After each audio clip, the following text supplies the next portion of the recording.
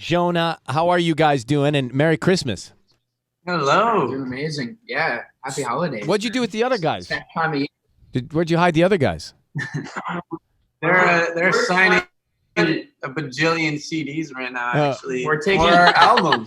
Hey, listen, let's go back for a second. I found this really interesting because we've all talked a lot about putting our phones down, and especially since we've all been in this weird pandemic over the last handful of months. But you guys literally dropped social media as a group, and I'm interested to know were there withdrawals? What were the feelings you had? Yeah. Oh, yeah. Well, I don't know if you watched The Social Dilemma, but I highly suggest you watch that film. We have. Because I feel like it went in depth about exactly what it was like. It was weird. For the first month, I would say it was like hard to get off our phones, and that sounds stupid, but it was like truly addicting to a certain extent. But I will say about a month in, being off of our phones was like the best thing we could have done, especially for the album and just writing. I think, it gave us a chance to really think just our own thoughts.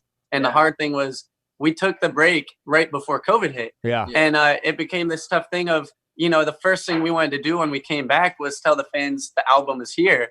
And when COVID hit, suddenly we had to figure out how to finish the album, and that was a weird curveball thrown at us. I won't lie. A couple months in, I was back on. I was lurking. I wasn't saying anything. Lurking, checking, throwing feelers.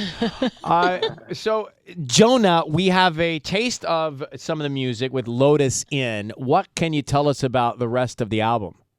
I guess the best way I can put it is that it's just super real to us. Like it's really coming from personal experience, and we wrote and produced this whole album just ourselves, and that's a huge step for us. And I think that fans will hear that kind of just realness through the whole album. And there's something for everyone on this one. Like we started with our single Fallen, and then now we're to Lotus, and then that paints the picture a little more. But there's a lot of different unique vibes, and it also kind of all ties together too. So I would say it's really universal. Like no matter who you are, I think there's a song for you on this album. Totally. And what And about the Lotus In video just dropped as well. So- Yeah, we were just watching it all together, celebrating. So, Corbyn, talk about the title, The Good Times and the Bad Ones, and what it's like as a group to agree on a title for an album. yeah, I mean, that was honestly really tough. We were thinking for days, weeks, just about what the album title could be. Because There are some terrible ones. Yeah, there's some bad. But we pulled the album title actually from one of the lyrics in the song "I'll Be Okay," which is on the album. And we felt like it just kind of summarized life in a cool way.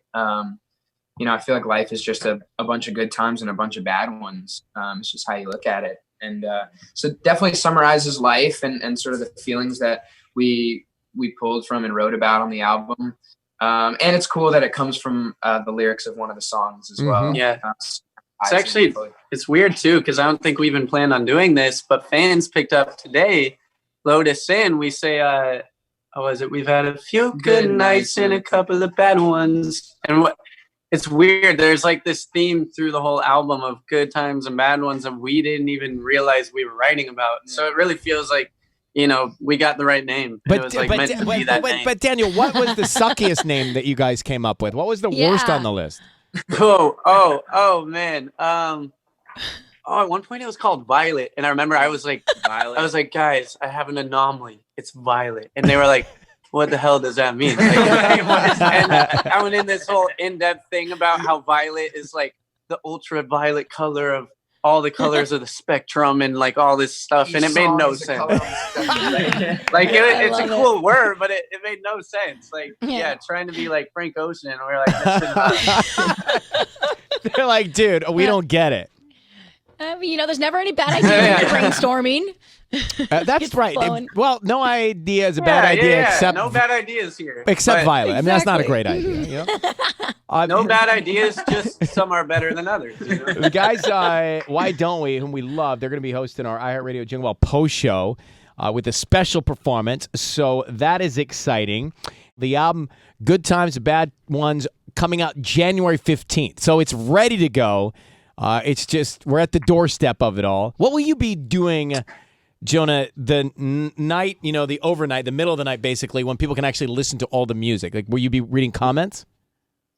Oh yeah, we're like always just so tuned in. Even right now, the Lotus In music video just dropped, and we're just like on our phones reading every single thing, trying to get this thing it's trending #1 on Twitter right now. Which That's is amazing. cool, but, well, congratulations. yeah, we're like always so tuned in with our fans, and I think that's the best part about social media is like we can really be locked in and see so many comments and just feel that instant love, especially in this time of COVID where we can't get that on the road. Yeah, it's really nice to be able to kind of feel that. It's like the least we can do. Yeah. And we've never been this excited about a body of work before, and everything that surrounds it. So it's been really cool to see all of our fans' reactions and comments, and just them showing their friends and whatnot. Because this, like Jonah said earlier, this music is like the most real music that we've ever created before. So it's very cool to see it like go out into the world and have people listen and really enjoy it. It's really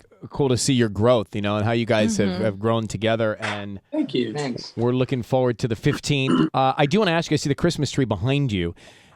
When you get gifts from people in your lives, do they give all of you the same thing? I'm not talking about family, but like people that know the group.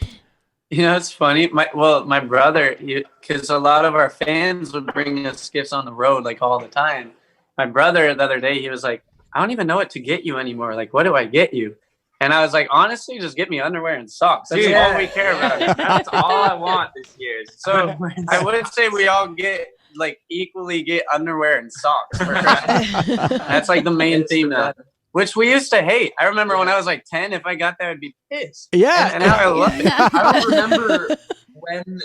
I don't remember when the transition was where I stopped wanting like video games and like race cars. Yeah. I remember when I stopped and just started wanting socks. Yeah. I think that's my mother, just so you know, has every year for the last however many I've been on the planet given me socks on Christmas Eve and underwear on Christmas Day. So she spreads it out. Nice. Nice. She makes you get that early gift. Yeah, that's the best. she makes a You week wake out up of in it. the morning wearing your new socks. Yeah, I do. That's part of the agreement of her staying a parent. Hey, listen, Daniel, Corbyn, Jonah, the other guys tell me said hello. Jack and Zach, they're signing CDs or albums, whatever version format it's on. Congrats, good luck, and we'll see you soon. Merry Christmas, guys. Thank you, Ryan. Thank you, Ryan. Happy holidays. Happy holidays. Thanks for hanging with us. Remember how excited you would be by unwrapping a simple